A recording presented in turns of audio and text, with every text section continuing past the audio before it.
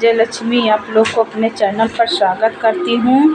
एक बहुत प्यारा सा बालाजी का होली पर का तर्ज का गीत सुनाने जा रही हूँ। आप लोग फुल सपोर्ट कीजिएगा, लाइक सब्सक्राइब कीजिएगा भाई बहन, और जय श्री राम। तो आइए सुनाते हैं।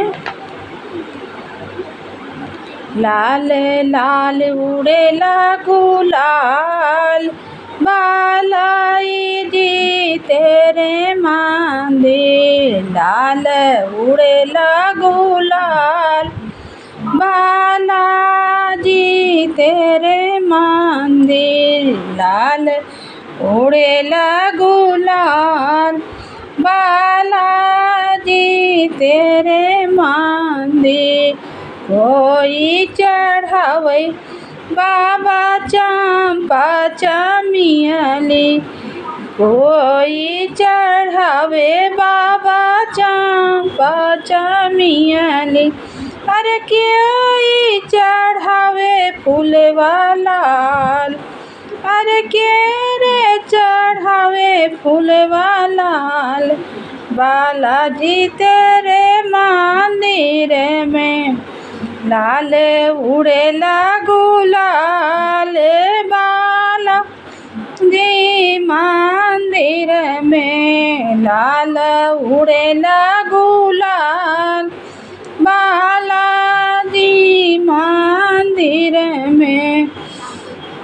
कोई चढ़ावे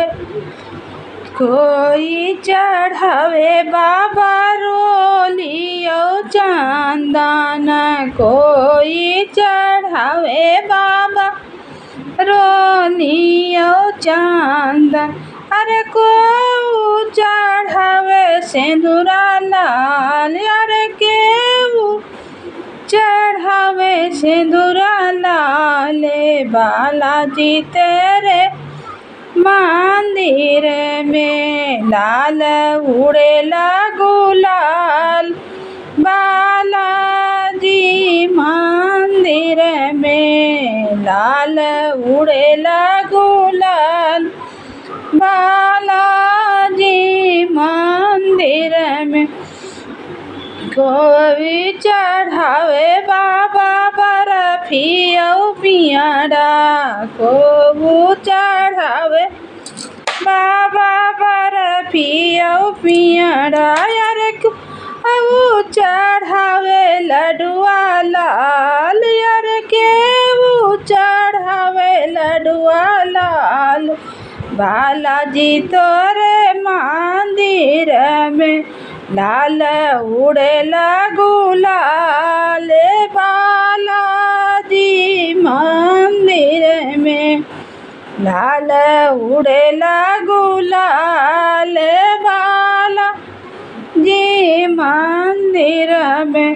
केहू चढ़ावे बाबा सरिया का पड़वा, केहू चढ़ावे बाबा सरिया का पड़वा। यार केहू चढ़ावे लंगोटा लाल, बालाजी तोरे मंदिर में लाल उड़ेला गुलाल, बालाजी मंदिर में लाल उड़ेला गुलाल, बाला